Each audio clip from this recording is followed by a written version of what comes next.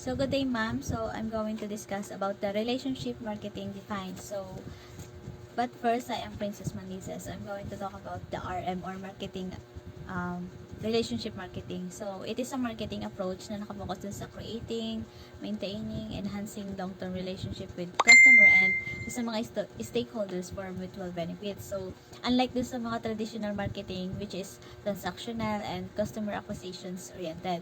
So ang relationship marketing is values for customers loyalty and also a lifetime engagement. So it's about building strong connections with individual customers to encourage repeat business loyalty and also long-term satisfactions. So it emphasizes treating the customers as a valuable asset. So maintaining relationship bringing more consistent revenue and growth than constantly acquiring new ones. So that's all about the relationship marketing. So today I will discuss the level of relationships. To further understand how relationship can develop between the tourism provider and their clients, so let us discuss the 5 levels of relationship from Cutler. So number 1 is basic. So sa basic po, sila po yung nagbebenta lang ng product at hindi sila nag-follow up. Kumbaga, pagkatapos nung bentahan, bumili lang yung customer at wala na silang sinabing kahit ano, yung walang follow up pagkatapos. So number 2 po is yung reactive. Sa reactive, sila po yung they sells product, and then they also encourages the customers to call if may mga concern sila, at hindi na sila may mga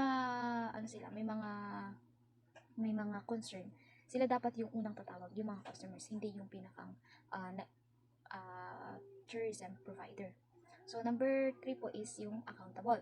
So, sa accountable po, representative gets in touch during at saka after the event to solicit customer feedback. Kumbaga po, pagkatapos ng mga pagbili ng customer, may isang representative na kailangan mag-get in touch dun sa customer kung kumusta yung product or kung okay ba itong product, ganun po. At yung number 4 po is yung proactive.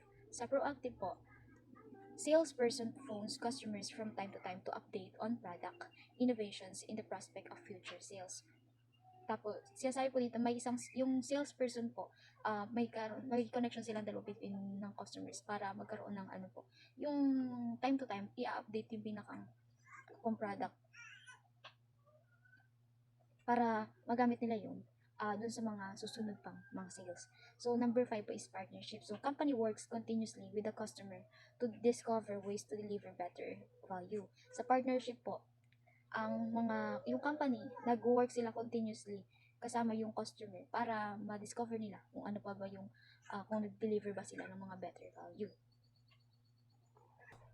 So, ang sunod pa natin i-discuss is yung dimensions of relationship marketing. Una-una dun is yung customer retention. So, in order to retain customers, may mga tatlo po yun na elements to have better understood by the tourism marketer. So number 1 is the value of customer satisfaction. So customer satisfaction measures how much a customer's expectations are met. So customers purchase products and services with a level of expectations in mind. So syempre, tayo mga, kunwari ako yung pinakang namimili, may nasa utak tayo na mga expectation doon sa mga product na bibili mo. Kunwari, may nakita ka sa TikTok na may nag-reviews doon sa product na yon. So, in-expect mo, maganda yung dating sa'yo. Ganun po. Sabi nga po doon sa chapter 3 na discuss nung nakaraan, in the decision-making process, meron doon tayo tinatawag na post-purchase evaluation. So, doon po natin yung mga customers i-evaluate yung product kung based on their level of satisfaction. So, mag-lead po yun to one of these 5 options. Isa po is extreme satisfaction, neutral dissatisfaction, or is extreme dissatisfaction. So, number 2 po is the cost of lost customers. Companies should know that when a customer defects, the company loses the customer's lifetime value. So, syempre nga po, kapag may isang product na may defecto, or kumbaga, yung may mga, yung companies should know kapag yung naapektuhan yung isang customer dahil dun sa kanilang product, magkakaroon ng impact yun dun sa company, at dun na po yung dun ang epekto nun is customer's lifetime value. Number 3 is yung the importance of resolving customer complaints. So, this is a critical component of customer retention. Unresolved customer complaints may result in negative word of mouth and loss of future sales. So, kailangan po sa bawat pag ano natin, pag may mga complaints yung mga customers, i-resolve natin as soon as possible kasi it can affect our company, especially yung tinatawag ng word of mouth. Pag doon sa naapektuhan ng isang customer, syempre, may mga kaibigan yan, tapos sabihin doon, ay ganito naman yung experience mo. Yung tinatawag na word of mouth, parang galing doon sa isang customer na nakabili ng isang ganitong product na hindi okay sa kanya, sasabihin yung experience na sa isa, sasabihin ng isa din yung sa isa, parang ganun po, pasapasin. At this can lead the loss of mga future sales. Yun lang po. Thank you. Good morning, ma'am. I'm Arian Ramos. Customer loyalty. Customer loyalty is the likelihood that customers are to return and are willing to perform activities with the organization. Customers spend more money while in the company premises and tells management when things go wrong instead of just walking. So, customer loyalty means that customers are likely to return to a business because they enjoy the product, services, or experience. Loyal customers are also willing to give feedback and tell the company when something is wrong instead of just leaving. Some satisfied customers do not become loyal for the following reasons. They may not come back to the same place. Some customers don't return to the same business or location because they want to try different places or experiences even if they were satisfied with the previous one. Second is they like to try different services providers.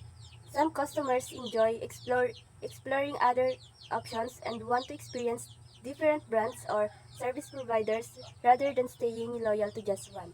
Third is they are mainly looking for the best deal and are sensitive to prices. So these customers naman po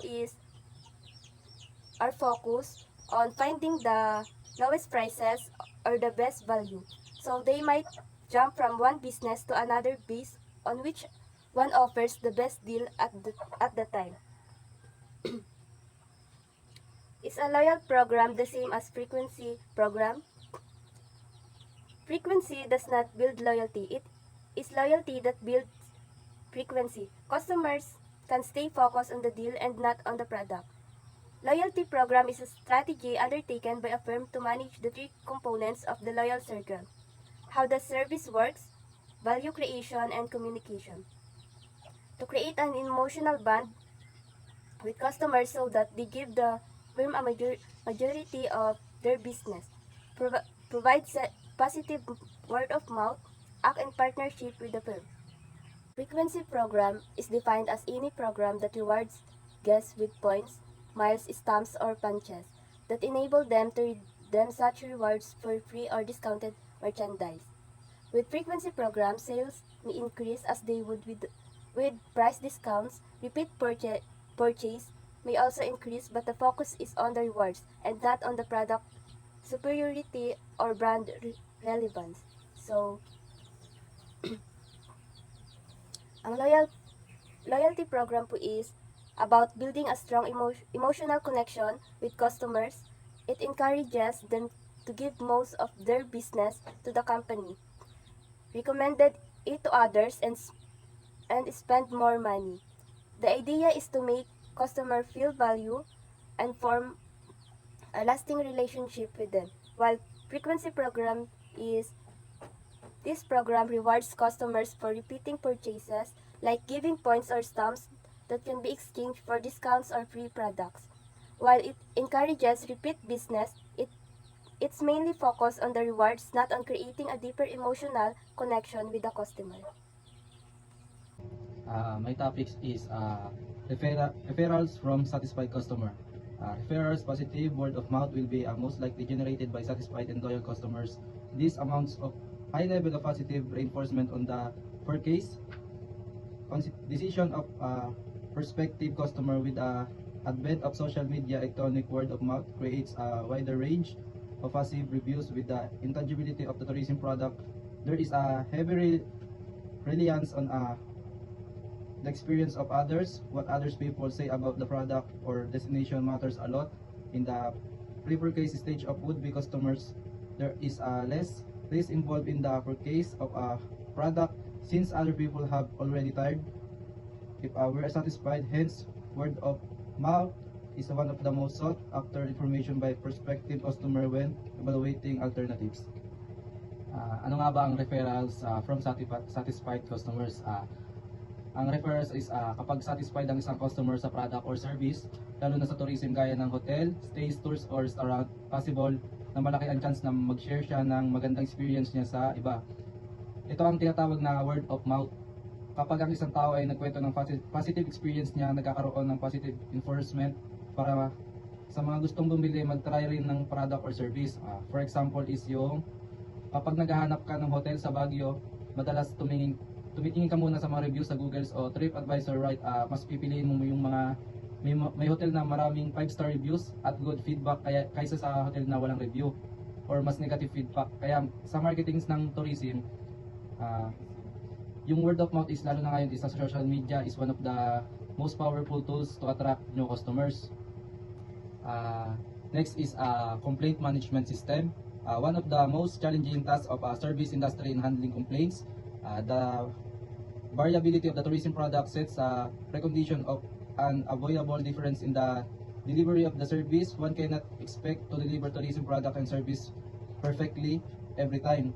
There will be always to be possibility that things could go wrong. So ano nga ba ang complaint management system? Sa tourism at service industry, normal lang na may mga reklamo, hindi natin maiwasan na minsan may mga bagay na hindi naayon sa inaasahan ng customer na pwedeng delay sa check-in, hindi sa harap ng pagkain o kaya sa hindi maayos na tour guide. Bakit importanteng ayusin agad yung mga complaints? Kasi sa relationship ng marketing, sa angle na magkaroon ng long-term loyalty mula sa customers, hindi lang basta one of the time at transaction, kundi balik-balik na customer na magtitiwala sa iyo. Ano dapat ang mindset ng pag may reklamo? The customers is always right. Kahit maliit o simpleng issue lang yan, importante sa customer yon. If you think the customer is wrong, go back to rule number 1. Hindi na literal palagi, pero ibig sabihin dapat nating pakinggan at intindihin sila ng maayos. Consider complaints as a gift. Bakit gift?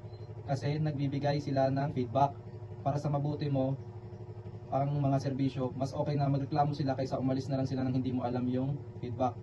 Example na lang nito is yung isipin mo may sa isang hotel na nagreklamo kasi malamig ang tubig ng shower. Pwede mo silang kausapin politely, humingi ng sorry at bigyan ng solusyon tulad ng paglipat sa ibang room o free breakfast. Dahil sa pag-aayos ng problema nila, mas tumataas ang chance na maging loyal ang customer sa'yo.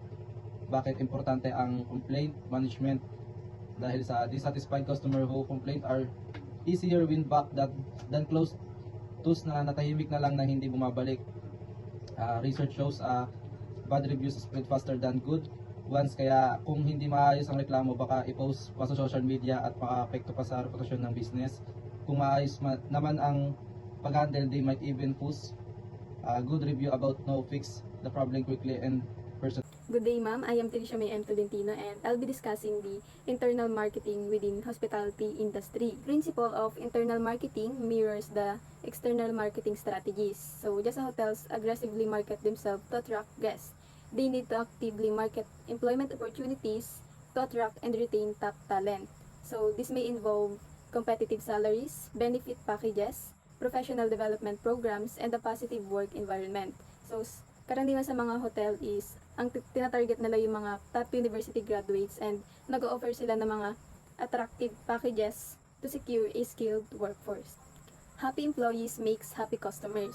That's the core of internal marketing in hospitality industry. So it's not just about the people who directly serve guests, but everyone plays a part in creating a positive experience. For example, a good kitchen staff means delicious food. A great housekeeping team means clean rooms. So, keeping your employees happy and motivated through good pay, benefits, and positive work environment is a key to success. And it's an investment that pays off in better service, happier customers, and more profitable business. Topic, it's all about the defining construct and relationship marketing, which is the commitment, antecedent, and consequence of commitment. And the top 10 defining construct with general relationship marketing. So, I explain it to you. Before I start, I can summarize the topic of all about the relationship of marketing. Summarize. This is a passage explain that successful relationship, particularly in business and marketing, are built on trust and commitment. Trust means believing that a person or company will keep their promises. So, which is essential for building customer loyalty or quality. For example, if a customer trusts a brand to deliver quality product on time, so they are more likely to remain loyal. As trust grow, syempre, it leads to commitment where both parties value and the relationship and are willing to make sacrifice for long-term benefits. So, for instance, a customer might stick with a service provider even if a competitors offers a slightly cheaper price or because they trust the current provider more.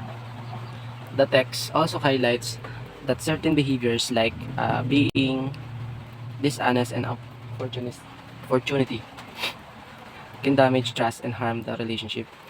The factor like value, saving time or feeling emotionally satisfied, reliable services, and the difficulties of switching to another provider, an influence commitment as a result of strong trust and commitment. Customers tend to buy more or stay longer and even recommend the company to others. The success or succeed in relationship marketing, companies must focus on key elements such as trust, satisfaction, loyalty, good services and communication, empathy, value, and cultural understanding. This should be clearly demonstrate in every interaction to build lasting and meaningful relationship with client. Good day everyone, my name is Irene Macayaon and I will be sharing about the research entitled Marketing Nuggets, Attitudes and Perceptions of Hotel Practitioners on Relationship Marketing. A research conducted by the University of the Philippines student Regiggers 2012 on the attitudes and perceptions of hotel practitioners on the practice of relationship marketing or RM revealed the importance of relationship marketing in their jobs. Using qualitative research methods such as in-depth interviews, focus groups, and online interviews with local practitioners from different Metro Manila hotels industry, practitioners revealed that the hidden formula for all over guest satisfactions includes number one, yung proactivity of the hotel staff as service providers. Number two, guests are treated as part of their family. Number three, innovation for good relational skills by all hotel employees. 5, priority is given to the guests. So, yung study po ni Rigi is isang student from University of the Philippines noong 2012 po. So, ang focus po niya ay kung ano ang pananaw ng mga workers or employee or staff ng isang hotels sa tinatawag nating RM o relationship marketing. So, dito po, ginamit niya ang qualitative method. Ibig sabihin po is, kumukuha po sila ng insight throughout in-depth interviews, focus sa group discussion, at online interviews with hotel employees from different hotel po sa Metro Manila. So, based po sa findings, na-realize po ng mga practitioners na very important po talaga ang relationship marketing o RR when it comes po sa trabaho po nila para po mabigyan po ng magandang service at mabigay po natin yung personal approach natin sa ating guest. So, dito po, may 5 po silang nabanggit. Ang number 1 po dito ay na makakatulong po sa pag-satisfy po ng guest. So, ang number 1 po ay ang proactive. So, dapat daw po proactive. So, dapat po, ang ibig po sabihin ay dapat po, bago pa man po magtanong sa'yo yung guest is dapat nag-o-offer ka na po sa kanila. Nag-o-offer ka na po ng help doon sa guest. Hindi na po natin kailangan na hintayin natin na pag nakikita natin na kailangan ng guest ng tulong is hindi na po natin kailangan hintayin na sila yung mag-asa atin. Kapag alam po natin na kailangan niya ng tulong, tayo na po yung mag-i-insist na magtanong or mag-offer po sa kanila ng tulong. Ano po. Next one po ay ang guests are treated like family. So ito po, very important po ito when it comes po sa trabaho po sa hotel. Dito po, so ayun po, tinuturing po natin na parang pamilya po yung mga guests natin para po mabigyan po natin sila ng anong tawag dito, komportable po sila, para maging komportable po sila. So, sa number 3 po ay innovation. So, dito po, dapat po is maging makisabay po tayo sa trending at para hindi rin po boring, kung tawagin natin. So, mas mapapa-improve, sa ganung paraan po, mapapa-improve po natin yung ating guest experience. So, sa number 4 po ay good communication. So, and relationship skills. So, ayun nga po, dapat po, marunong po tayong makisama, pati na rin po sa ating mga katrabaho, Number 5 po, last is guests are the priority. So, lahat po ng ginagawa po ng employees or workers is dapat ma-priority po natin yung guests natin para po ma-provide natin yung mga needs and wants po nila, So, ayun nga, bukod po sa 5 yon, sinasabi na rin po dito sa study, wait lang, bukod po sa 5,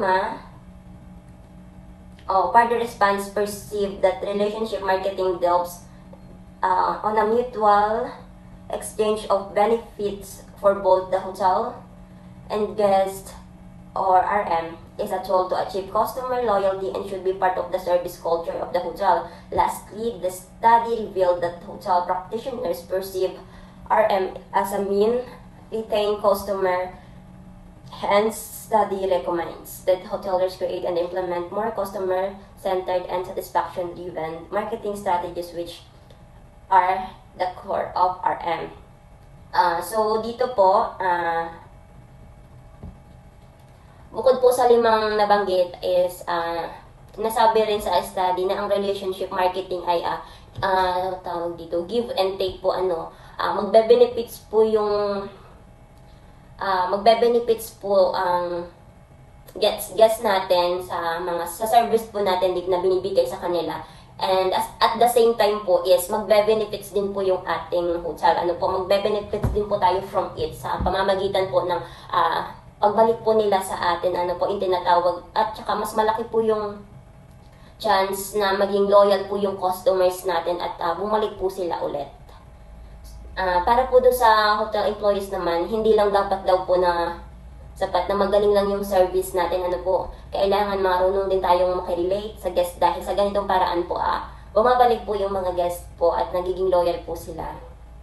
So, in short po, ang relationship marketing po ay hindi lang basta pang promo strategy, isa po talagang siyang core value sa hotel industry natin para magtagal po yung connection sa mga visitors po natin or sa mga guests po natin. So, dito po, may point to ponder po tayo. Ang point to ponder po natin ay what specific activities can hotel personnel do what will embody a culture of relationship marketing. So, yun po. Thank you. Good day everyone, I am Pamela Hilario and our topic is all about resistant relationship marketing. Relationship marketing focuses on building long-term relationship with customer, not just making a sale. So sabi dito, ang relationship ng marketing ay nakatutok sa pagbuo ng pangmatagalang relasyon sa customer, hindi lamang sa bentahan.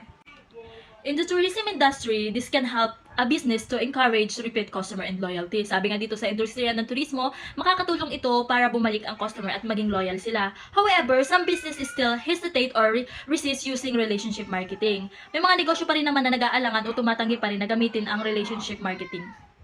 So, first reason is tourist seek novelty. Tourists often look for something new and exciting. So, they tend to switch brand or destination. Sabi nga dito, mas madalas na naghahanap ang mga turista ng bago at exciting, kaya sila nagpapalit ng brand or destination. This is make it hard for a business to develop long-term loyalty. Dahil nga dito, mahirap para sa mga negosyo ang makabuo ng pangmatagalang loyalty.